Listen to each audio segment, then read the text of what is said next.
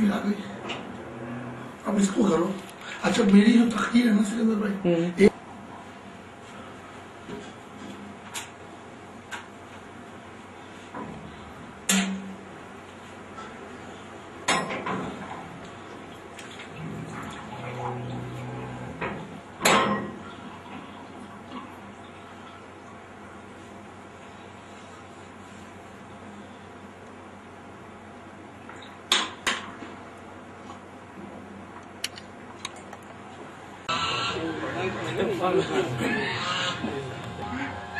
من الشیطان اللعین الرجیم. بسم اللہ الرحمن الرحیم. اللہم صلی علی سیدنا و مولانا محمد صاحب تاج والمعراج والبراق والعلم دافع البلاء والوباء والقحط والمرض والعلم اسمہ مکتوب مرفوع مشفوع منقوش فی اللوح والقلم سید العرب والعجم جسمہ مقدس معطر مطہر منور فی البیت والحرم شمس الضحیٰ بدر الدجیٰ صدر اللہ نور الہدیٰ کیف الورا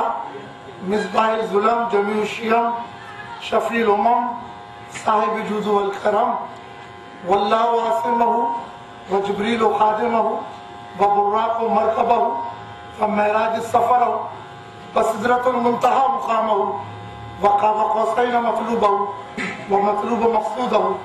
ومقصود موجودہ سید المرسلین خاتم النبیین شفیع المذنبین انیس الغریبین رحمۃ للعالمین راحت العاشقین مراد المشتاقین شمس العارفین سراج السالکین مصباح المقربین محب الفقراء والغرباء والیتاماء والمساکین سید الثقلین نبی الحرمین امام القبلتین وسیلتنا فی الدارین صاحب قاب قوسین محبوب الرب المشرقین ورب المغربین جد الحسن والحسین جد الحسن والحسین مولانا مولا ثقلین ابو القاسم محمد بن عبداللہ نور من نور اللہ. عزیزان گرامی مرتبت، خصوصاً محفل صادق جناب جلال محمود شاہ صاحب، تمام سامعین کو حق موجود، کیونکہ کافی اور خانقاہ کا مقصد یہی ہے کہ طریقت کی تعبیر و تشریح کی جائے، طریقت کی انٹرپریٹیشن کی جائے. عزیزان گرامی مرتبت، شعور و بحث کی آج کی جو مختصر سی نشست ہے بعنوان تصوف یعنی فلسفہ طریقت اور سائی جی ایم سید کے افکار. سائی جی ایم سید کے افکار میرے لیے کوئی 2-3 سال کے نہیں ہیں، بلکہ میرے ماں باپ نے مجھ کو یہ راستہ دکھایا تھا. مجھے یاد ہے کہ میری عمر 5 یا 6 سال کی تھی اور میری والدہ کو انہوں نے بیٹی بنایا تھا، اور عید کی نماز پڑھ کر حیدر منزل سے پیدل میرے گھر آتے تھے. تو میں نے ان کی خوشبو کو سنا ہے، ان کی گود میں کھیلا ہوں. تو 2 کتابیں یا 4 کتابیں پڑھ کر کوئی میں جذباتی گفتگو کرنے نہیں بیٹھا، بلکہ میں یہ بتانا چاہتا ہوں کہ سائی کا درس سلوک پر ہے، اور سلوک کی بنیاد محبت ہے.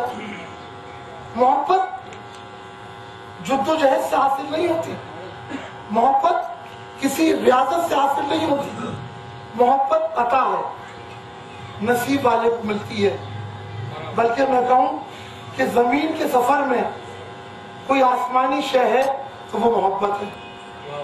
اور جب محبت طاری ہو جاتی ہے تو انسان ظاہری زمان و مکان کی قیود سے نکل کر آسمانی سفر شروع کر دیتا ہے.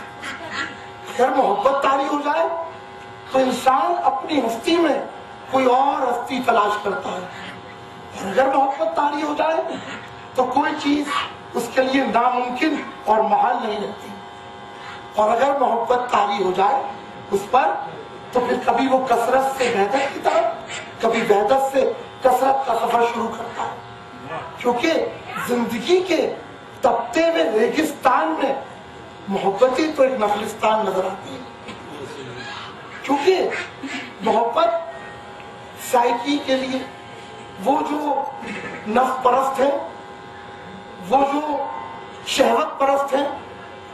ان کے لیے تو محبت ایک سائیکی ہو سکتی ہے، ایک مادیت پرست کے لیے، لیکن جو علم باطن رکھتا ہے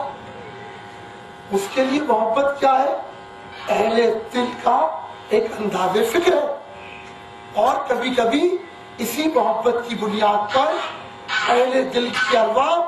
لامحدود پرواز کرتی ہیں۔ یہ لامحدود پرواز جو ارواح کی ہوتی ہے، اس کے لیے مولانا روم کہتے ہیں کہ جسم خواہ از عشق برفلاک شد، کوہ در رخ سے آمد و چالاک شد، کہ جب پاک ارواح عشق کی منزل میں پرواز کرتی ہے تو کبھی جسم خاکی آسمان پر اڑنے لگتا ہے، تو کبھی قدموں سے کوہ طور مست ہو جاتا ہے۔ تو عزیزان گرامی مرتبہ یہی محبت کی ارواح جب اپنا لامحدود سفر کرتی ہے تو کبھی اپنا اظہار شاہ عنایت صوفی کی شکل میں کرتی ہے، کبھی شاہ لطیف کی شکل میں کرتی ہے، کبھی سچا سرمست کی شکل میں کرتی ہے، اور جدید دور میں، سائنٹیفک دور میں جب یہ محبت کی ارواح اپنا بھرپور اظہار چاہتی ہے تو سائی جی ایم سید کی شکل میں۔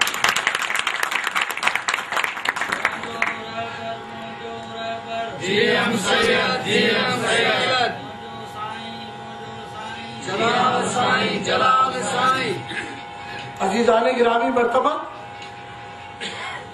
سائی جی ایم سید پر تو میں گفتگو کر رہا ہوں، لیکن مجھے آج سب سے زیادہ خوشی ہے کہ جلال سائی کا یہاں پر آنا، کہ جس طرح ان کے دادا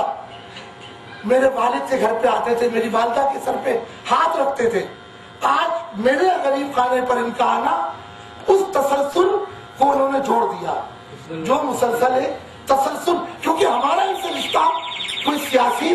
یا مادی نہیں ہے بلکہ فکری اور روحانی رشتہ ہے، اور فکری اور روحانی رشتہ ہر خون کے رشتے سے افضل ہوتا ہے، ہر مادی رشتے سے افضل ہوتا ہے۔ تو عزیزان گرامی مرتبہ فلسفہ طریقت اور افکار سائی جی ایم سے دیکھیے، یہاں بنیادی مسئلہ یہ ہے، سائی جی ایم سید نے تصوف کو، طریقت کو محض ذکر و نیم شبی، مراقبے، سرور، چلہ کشی تک محدود نہیں سمجھا۔ انہوں نے ایسے تصوف کی مخالفت کی جو رہبانیت کے نزدیک تھا، جو عمل عملیات اور چلہ کشی تک محدود تھا۔ انہوں نے اس تصوف کی بات کی کہ نکل کر خانقاہوں